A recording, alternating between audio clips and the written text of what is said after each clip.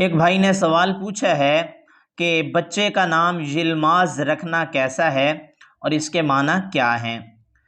یہ بہت ہی اچھا نام ہے یلماز، اور اس کے 3 معنی آتا ہیں۔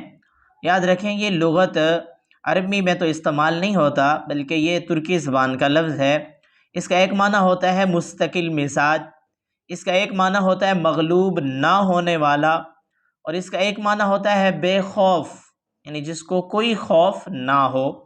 یلماز کے یہ 3 معنی آتے ہیں، تو اپنے معنی کے اعتبار سے یہ نام بہت اچھا ہے، تو شرعی نقطہ نظر سے یہ نام رکھنا درست ہوگا۔ خاص طور پر ترکی میں یہ نام بہت زیادہ استعمال ہوتا ہے، اور خاص طور پر لڑکے کے لیے یہ استعمال ہوتا ہے، اس لیے لڑکے کا نام یلماز رکھنا درست ہے۔